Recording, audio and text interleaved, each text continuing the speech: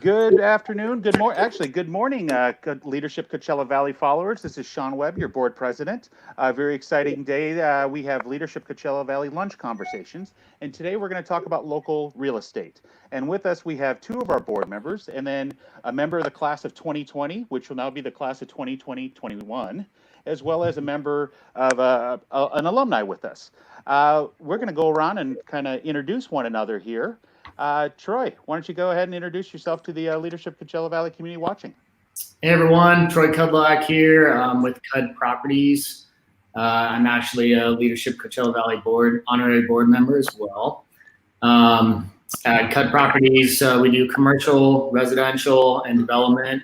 Been out here in the valley since 2004, and kind of all aspects of real estate out here. So we like to have a good broad spectrum on what's going on in the valley, and hope we can get some good advice to help you all today.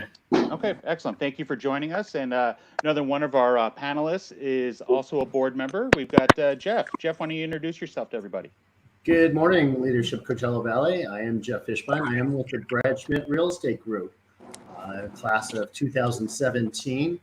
I do primarily residential real estate here in the Coachella Valley, focusing largely on La Quinta, Palm Desert, Indio, and Indian Wells, but certainly all over the Coachella Valley.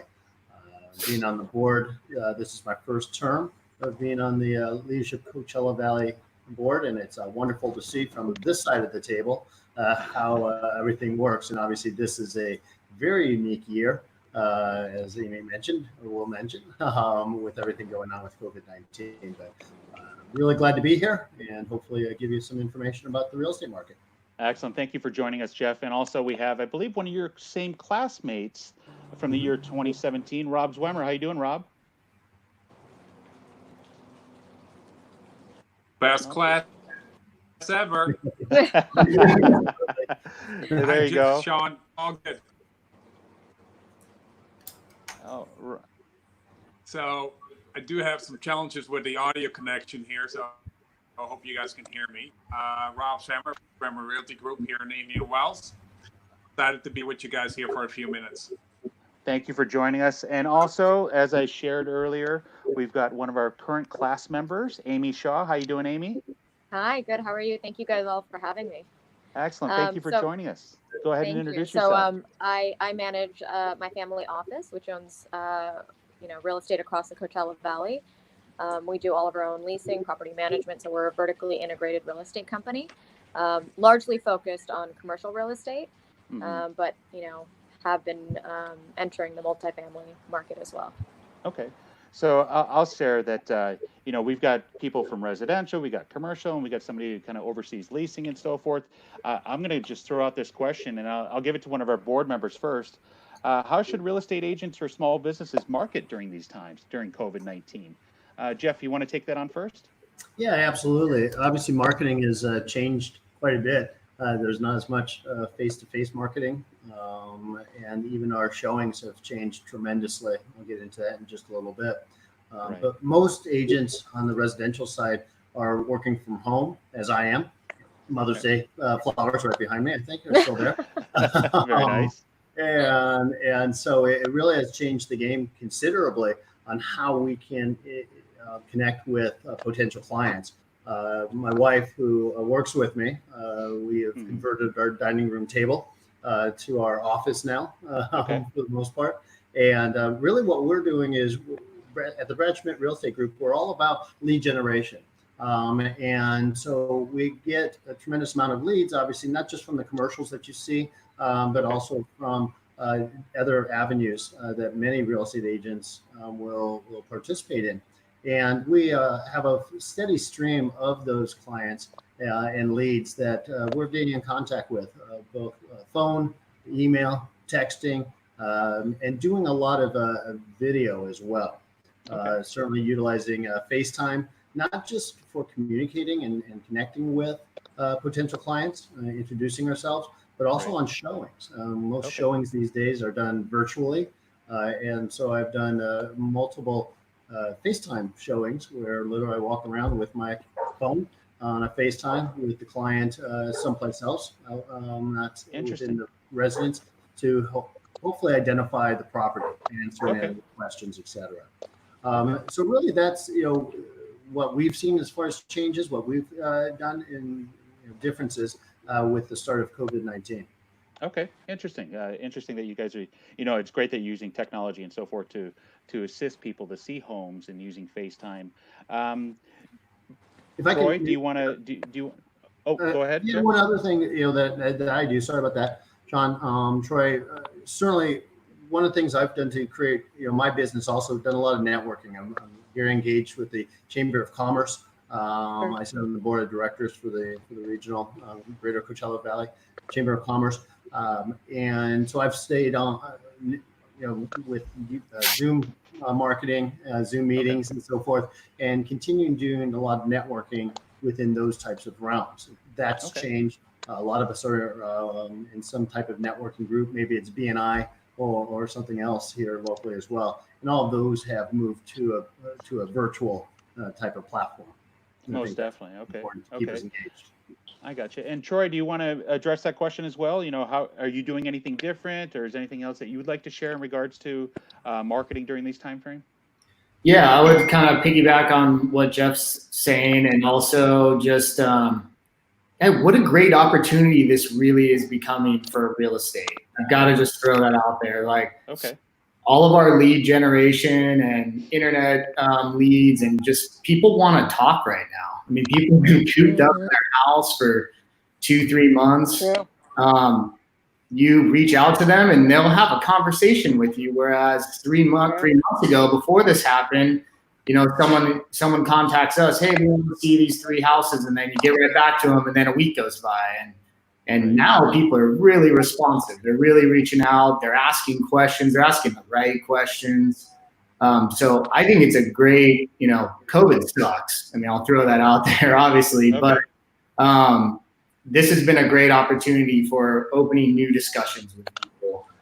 So direct marketing wise, like for Coachella Valley, I'd be remiss if I didn't throw out on this call today, we live in an amazing place. Yes. Everyone that I know in other areas knows about Palm Springs and wants to come here. Sure. People in San Francisco and in LA and New York are stuck in small places for the most part in the city and cannot go outside. They don't have a pool. They don't have sunshine.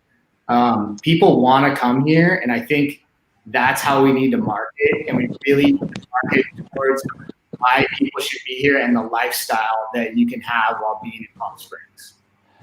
I agree with you 100% that we do live in a wonderful place. And I know myself, I moved here from Buffalo, New York about 20 years ago. Any 3 of you graduate from high school in the desert? Mm-hmm.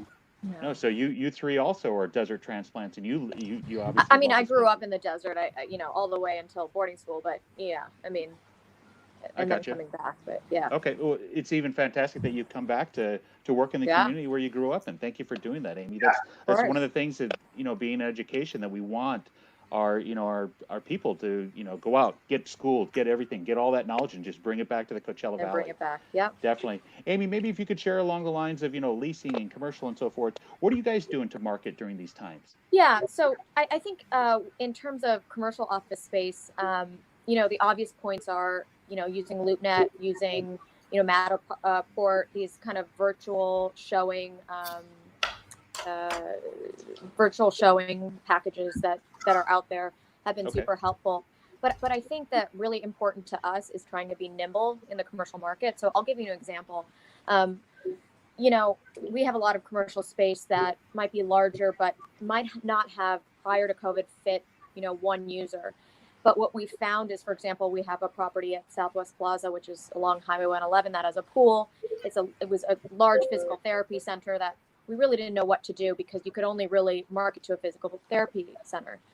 Now, as COVID has arisen and a lot of gyms have closed, and there haven't been many personal trainers, for example, who have had the opportunity to continue to support their clients, they are looking for spaces that will allow them to, manage their clientele in small amounts, right? So between 5 and 10 members at a time. social distancing has become so huge. Similarly, another space that we have, salons, they're going to have a lot of CDC requirements and guidelines, and they're in phase 3.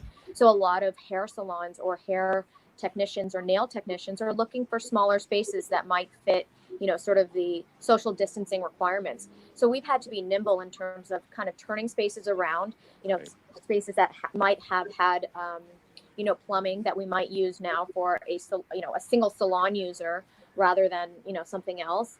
And we've seen a lot of activity. I think I read just the other day that there's about 1 million leases that are expiring this year. So I think a lot of people are looking to either downsize or kind of change how they're doing things. And like Troy said, it's a huge opportunity, but you have to be nimble. You kind of have to adjust to what's going on with COVID. Oh, definitely. You guys talk about being nimble and being able to adjust. We all have to be able to pivot, right? So pivot. With the Desert Sand School District, I'm the director of community engagement, and there's never been any one day where I spent my whole day in the office. I'm always out and about, meeting with community members, talking to them, and so forth. So I pivoted I'm on StreamYard 4 or 5 times a day, talking to community members and so forth. We all have to kind of adjust and so forth. This kind of brings up the next question. I want to say right at the end of February, maybe even the first week of March, there was a market analysis meeting, maybe at the Esmeralda, where they talked about, the future of real estate and so forth. What market statistics were important in that? And which of those market statistics are we actually paying attention to right now, since things have vastly changed? Troy, do you want to field that? Sure. On the residential side of things, interest rates are so low. Yeah. Right. And houses are still relatively affordable. Right. There's a lot of people who are in a really good spot actually through this COVID crisis. And I think it's a little surprising. You would think, most people would be back on their heels. They don't have savings. Once again, going back to Coachella Valley, like we live in a pretty, an area that attracts affluent people. Yeah. So because those affluent people want to come here, they want to spend money here, and spending money here is a lot cheaper than spending money where their first home is. And then the other thing, which I think relates into commercial space as well, is there is zero inventory, especially in industrial real estate. Industrial real estate, you can't find a building. If you need to store some goods that you're now selling more online than you were in the store, good luck finding a warehouse space right now. Where I think our availability rate right now is like 2.5% or something in Coachella Valley. So really hard to find. And same on residential side. Like we have less inventory now than we had the same time last year. Okay. And really there hasn't even been that many sales, as much volume of sales happening in the last 2.5 months as there normally is. So people are withholding putting their properties on the market. Okay. I'll say that I've definitely, just in my own neighborhood, I live in Bella Vista and La Quinta, I've seen moving trucks over the last 2 weeks. People coming in and moving out, 2 or 3 homes in here. So it is exciting to see that people are still living and doing what they need to be doing. Jeff, do you want to address that question? What market statistics are important in time like this? Yeah, again, I'll touch on that as well. Sales definitely are down. The same analysis webinar was done earlier this week, and sales are down here in the Coachella Valley, but not nearly as down as they are on the coast. LA County is down 73% over last year. Orange County is down 79%, and we're down about 50%, 52% over last year, but not horrible. Again, as you're seeing, Sean, in your own neighborhood, sales are still happening. Prices are staying steady, and this is not 2008. And Troy kind of mentioned, this is not a housing bubble and crisis whatsoever. So I think what we're seeing is prices will continue to be steady. And potentially even move forward as more of the restrictions are lifted. We may talk about this, and Amy mentioned it earlier, but these types of meetings and Zoom has really created, I think, a new space for the real estate market as well, Right. and for the Coachella Valley in particular, giving comfort levels to not just employers, but employees to work from home. Of course. And people who are currently renting on the coast, for instance, and driving an hour into their office, may be able to come out here and purchase a home because the affordability is much greater. Be able to work from home with a lot more comfort on both sides, and maybe commute in just a couple times a month or so. So I think the housing market on the residential side has tremendous opportunities from all of this as well. Okay. And Amy, would you like to address that? What market statistics are important in a time like this? Yeah, I mean, I think imminently the health and social policy, right? Local ordinances, what they're doing, right? In the Coachella Valley, I think we're very varied across the Coachella Valley, from Palm Springs being a little bit more conservative to some of the other areas being a little bit more lax, which is going to affect kind of movement in terms of businesses, from a commercial standpoint, whether, if their leases are up, what they plan to do in the future in terms of moving to a market that is a little bit more business friendly. I also think mortgage rates, as Troy said, are super important. I think, whereas rates are very low, the ability to obtain credit is a little bit more difficult, right? Because the banks are still being tight in terms of, who they're lending to.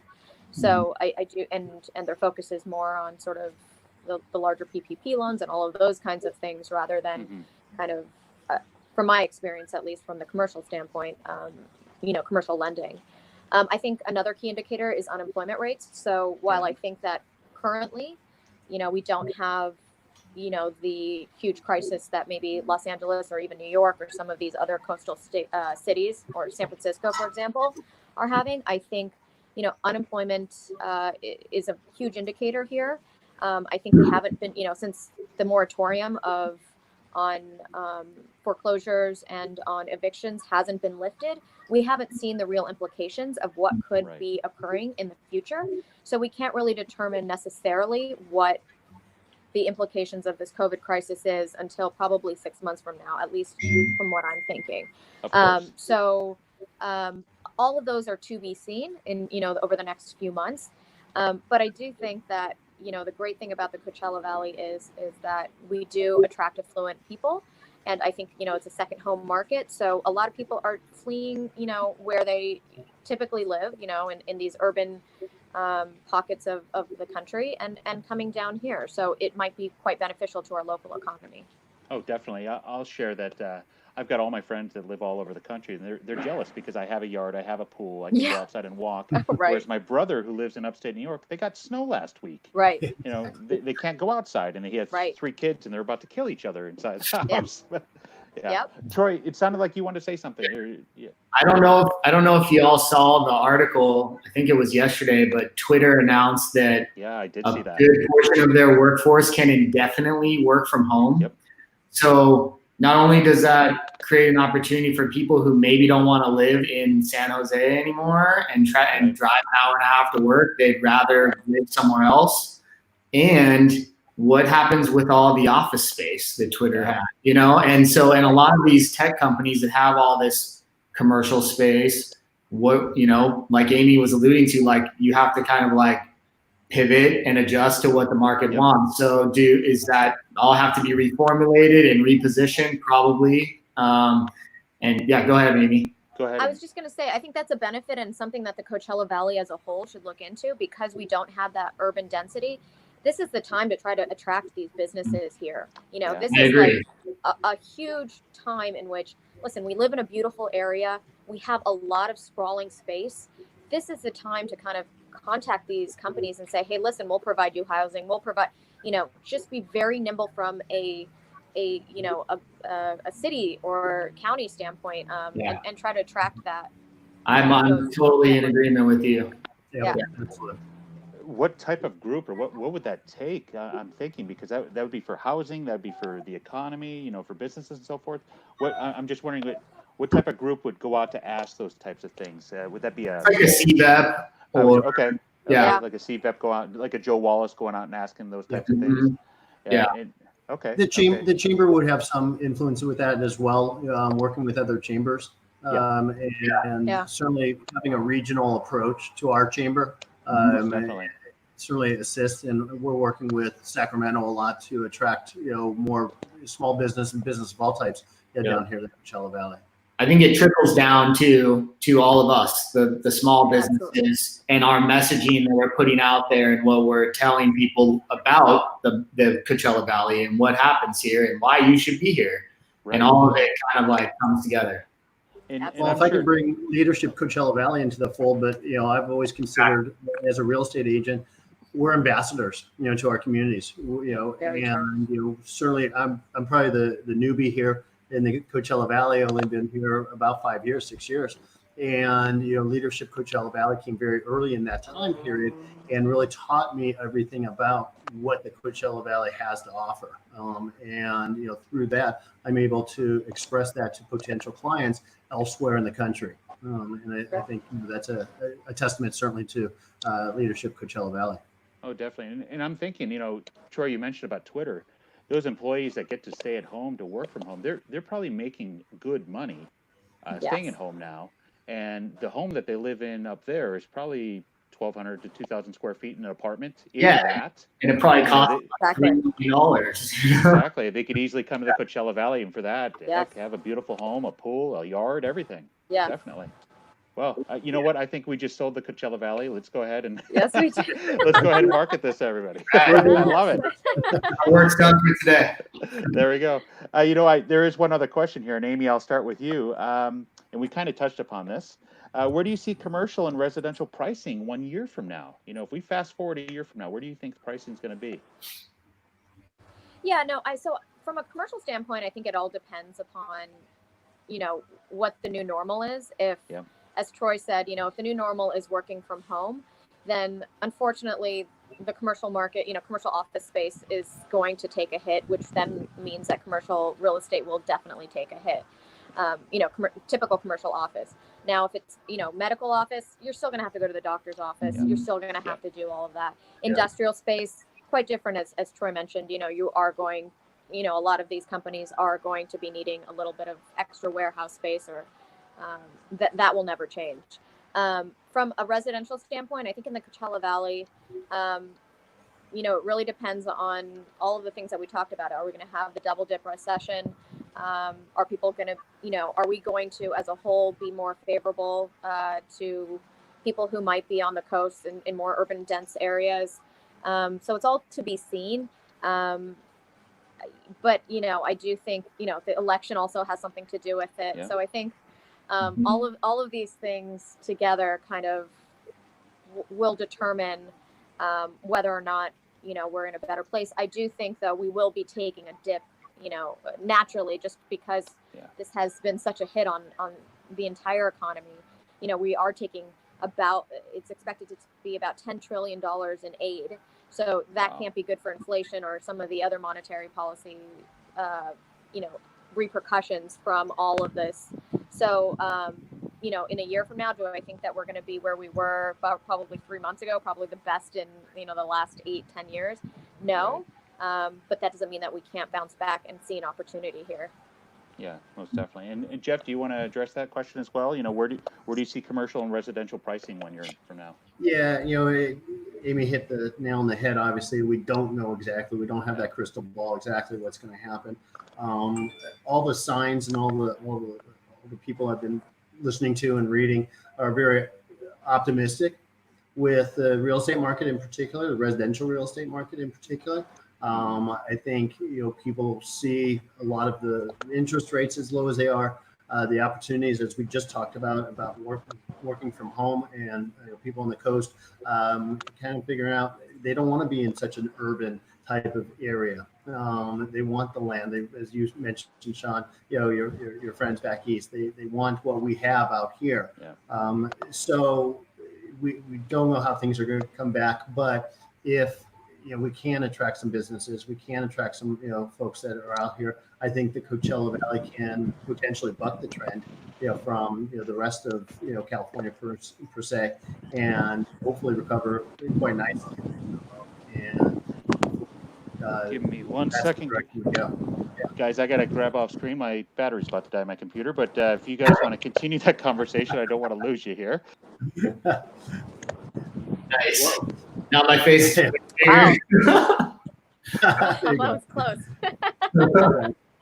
So I don't know, Troy. Anything else you can add? No, I think both of your points are spot on. I think the one thing that I feel like I've got to say is for all you people out there who are thinking, oh, this is going to be like 2008 to 2010, where there's bottom picking and cheap prices in commercial and residential real estate, I would say you're going to keep waiting. I think there's going to be a little bit of a slowdown and maybe a little bit of depreciation of prices, but no, I don't see it being anything like 2008, 2009. I don't see the banks wanting to take on owning real estate again. They just got all the real estate off their books. Right. They're finally out of the real estate game and can focus on making loans, and they're healthy again. I don't see that happening, and you know what? I could be wrong, but I don't see there being much more than 5 to 10% off residential pricing at the most. And this time next year, we're probably just coming out of that. I don't think it's going to be a prolonged housing recession. Local governments and other business streams are going to be highly affected by this, though. And so I don't know how all that blends and counteracts together. There could be some new things that we've never seen before happen, which is kind of like what happened in 08, 09. But I don't expect real estate wise for there to be a huge crash.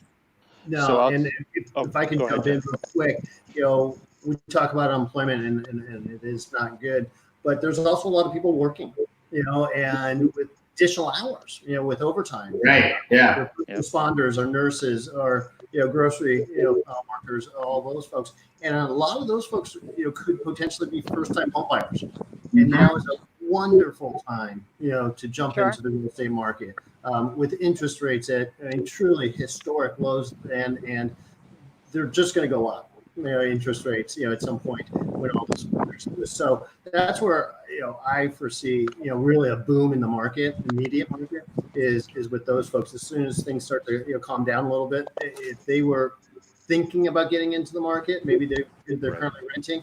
Now is a perfect time for them to really jump into the real estate market. I also think that there's such an appreciation now for your own home, right? Because we've had to be in the home for months at a time, right? That it is so important. I think people are like, that's where I'm going to be. I am going to be a homeowner because of that, and I want the ideal space because I am spending so much time there. Whereas before, you might just be sleeping there and going to work and coming back and whatever. But now, we have such an appreciation for this home that I think it's going to change even our outlook on home buying and making sure that it's all teenagers behind me. you talk about appreciating. You talk about appreciating the space and everything where we're at. I spend a good majority of my day right where I'm sitting, and this is our guest room. And I had the conversation with Tara, my wife, over the last couple of days. What if I painted that room? And she's like, well, why do you want to paint it now? And I'm thinking, everybody sees this behind me. I want to make sure that it looks nice and it doesn't scream 1995. This is the only room in the house that still looks this way. Everything else has been redone. So I almost want to make sure to do that now. Well, it's funny, like on that note, just like how Twitter or those kind of ownerships will have to redesign office space to fit what people want, home developers are going to have to redesign and think how they build houses, because people are now going to work from home more. You maybe need that extra room, whereas before you didn't. And so these kind of events really change a lot of the utility of spaces. Definitely. Troy, you mentioned that, and here we are doing meal distributions at the school sites, and we're scheduled to have 2 more schools built in the next 15 years. And believe it or not, that process starts now, right? And with that process starting now, the architectural plans and everything, I said, I just lost. Uh-oh. Sean's frozen in time. Yeah. It's a good look, though. It's a good look. Yeah, I don't know. I don't think he'll like it. Somebody take a snapshot. So funny. Yeah, I'm not sure. It's a good discussion though on utility of space, like, Yeah.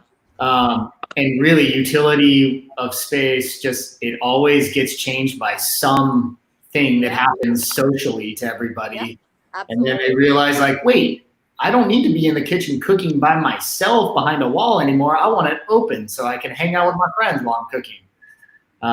You know, and those things just happen over time. Yeah, I heard something this morning. I don't think it was local, but one of the busiest industries are pool companies.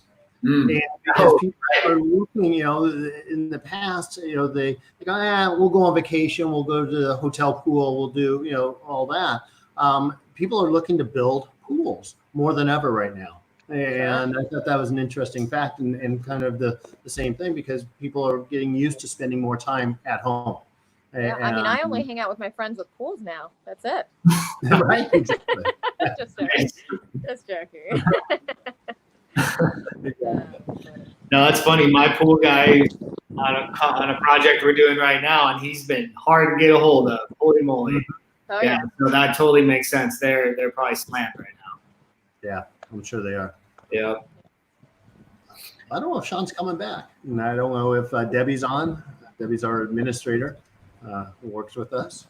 Yeah, I'm not sure. Any other interesting things you guys have seen out in the market? I mean, Amy, you talk to a lot of business owners and tenants. Like, is there anything that stood out to you? You know, from those. You know, I think you know, we did a lot of legwork as a management company to kind of ensure that, you know, all of our tenants were informed about the different programs that are out there. You know, everything. I mean, we did a lot of research for each tenant specifically. So if there were grants that were being available for maybe a nonprofit, we provided them those kinds of resources. I think what is disappointing is the fact that, and we read about this in the news, and it is real time, I see it, which is sometimes the access to that kind of capital, whether it's the PPP loan or the EIDL loan, or just, you know, local resources, have been very difficult for them to obtain, right? And these are the guys that really need it the most because they are, you know, having to make ends meet. And I've found that, you know, it's been very difficult for them to kind of obtain some of the resources that might, you know, for a larger company might be a lot easier because of the relationships they have maybe with a bank or with somebody higher up, right? So we've been working with them, but that's sort of the one thing that I did see is that the smaller businesses, which you hear in the news, kind of make up our general economy across the country, have not been able to access the capital that maybe some of the larger companies have. Yeah. I would say that's probably not going to go away either, would be my guess. Yeah. Yeah. I mean, I think, you know, there's going to be another round of hopefully another round of stimulus program, which might help some people. But, I mean, from a residential standpoint, not that you do the leasing side, but have you heard of any defaults or any sort of, you know, not yet. You know, I know there's a lot of people who are probably taking advantage of deferment. Sure. And this may be a good opportunity for me to plug that, but I would recommend to anyone who's contemplating deferment to, you know, utilize it if you absolutely have to. Absolutely, I agree. But otherwise, if you're just like, well, I'd rather not pay my mortgage for the next 2 months and I could have that money in case, you know, maybe think twice about that. But it's a tool for if you must use it, and I think it's a valid tool for that. But yeah, but I have talked with some clients about that a little bit. Welcome back, Sean. Hey, thank you. You know what? I thought I plugged it in, but it's not working. Whatever. I'm on my phone. I got my Chromebook. We're good to go. You guys were touching upon something I was going to ask. That deferment payment is that what you guys were just discussing? Yes. Yeah. Okay. Because I'll be honest. Some of the parents that I work with in the community and so forth that are in hospitality, they're ones that are definitely taking advantage of it. And it sounds like you're saying only do it if you have to. Is that what I'm getting? That's my recommendation. Yeah, it's definitely going to affect your credit. It does. Yes, it yeah. does. That's what people don't know. Is Right. that it affects your credit. You have to then tell people, if you're applying for another loan, that you have, sort of requested the deferment. So it is something to not take lightly. Yeah. And additionally, I think the misnomer is that that deferment's going to be tacked on at the end of the loan. It's not. Right. You may have a 3 to 6 month forbearance of that loan, but it's going to be required to be paid back all at once at the end of the 3 months or whatever the case may be. So most people aren't going to save that money. If they can't make their mortgage month to month, they're certainly not going to be able to make their mortgage 3 months worth at that time. Right. So I've got a question then. So I'm with Wells Fargo. I did a refinance with them last summer, and it was great. We got a great rate and so forth. But they were the first ones to email me direct and say, "Hey, listen, we have this, and available. It won't affect this. It won't affect that." So you guys are saying that those things, they may be saying it, but it's not necessarily true. I'm not one that took advantage, but I'm just kind of curious. Well, every bank's different, Sean. Right. Okay. So, and every servicer is different. So, like Wells Fargo is one of the biggest. Yeah. If they're throwing out options and they're promising they're not going to affect your credit and they're not going to, this. I mean, if you can take advantage of things that will help you, then that's great. But I wouldn't seek it out and get it if you don't absolutely have to.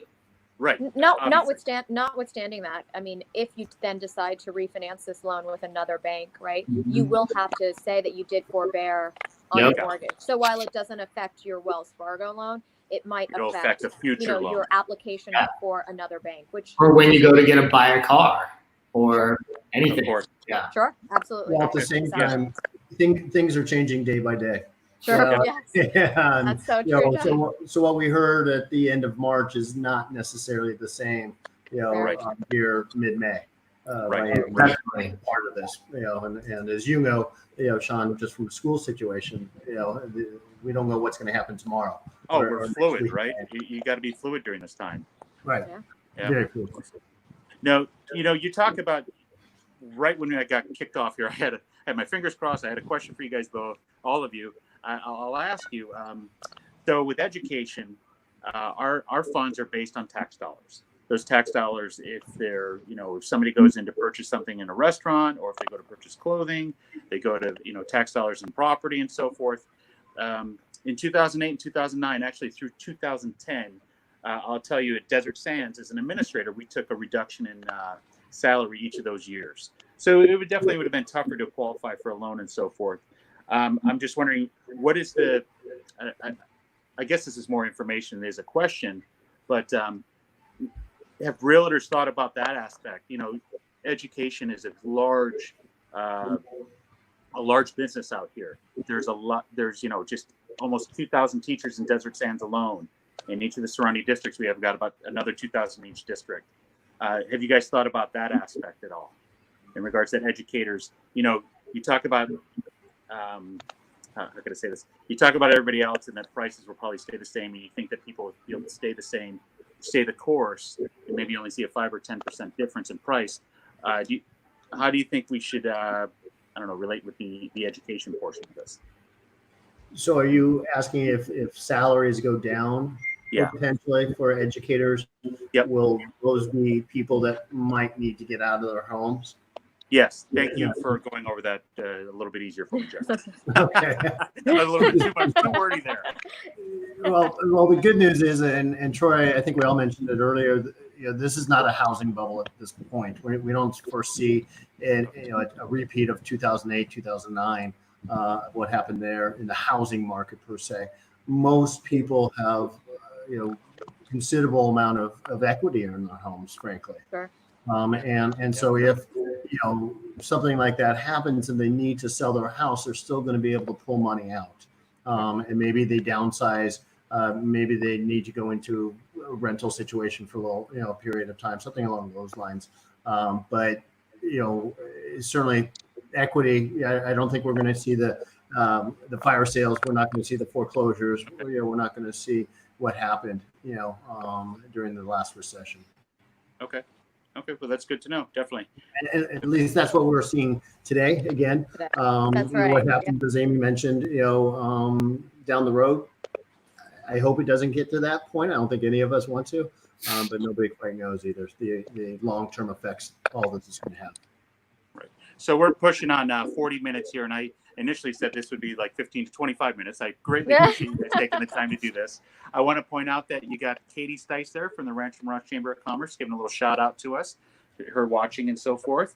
I want to close out. Is there anything that you'd like to share with the people watching? Anything just a message from yourself? Jeff, why don't we start with you? No, I think, we're all available for any real estate related questions that you guys may have out there, whether it's personal, whether it's just, big picture, whatever the case may be. We all have our expertise, while at the same point, we all kind of run in the same lane as well. So I think we all put ourselves out there and be more than happy to answer any of those questions. I love it. And Amy, is there anything you'd like to share with anybody? Yeah, I mean, I think Troy hit on this, which is we are very blessed to live in the community that we do. Yes. We live in a beautiful place, and we have, we've seen such support within our community. So I think first and foremost, we have to give thanks that during this time we are in such a great place.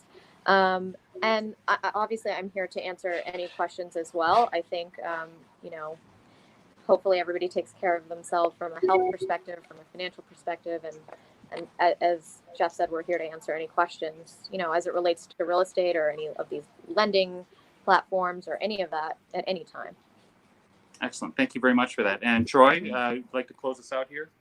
I would close us out with this.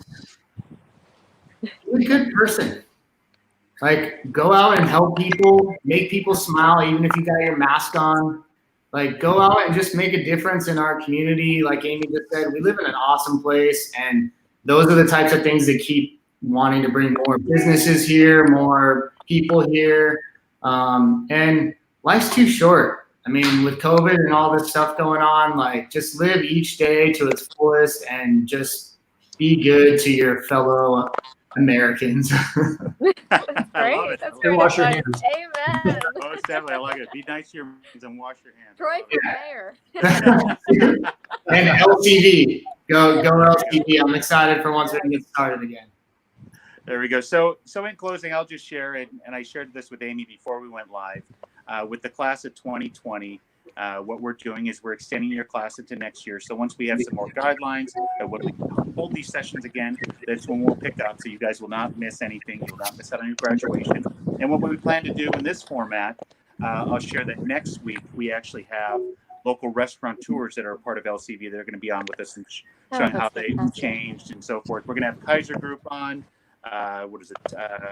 Todd Flood from JT's Diner, as well as Jack Srebnick. Those are three major supporters of LCV, major alumni of LCV. And then the following week, just so you know, Amy, we're going to reach out to more of your class members so we can get them on, see what they're doing, and keep you guys engaged. But please know, Leadership Coachella Valley community, we know that you guys are wanting to learn more and see more about the Coachella Valley. So we're going to continue to try and have these panel discussions as much as possible to keep you guys engaged and make sure that we highlight all the great things that our alumni are doing. But as Troy said there, be nice to your fellow Americans and make sure to wash your hands. This is us signing off, and we'll see you next week. Have a good one, guys. Good job. Thank you. Jeff, Sean, have a good day. You too. Bye. Thank you. All right, bye.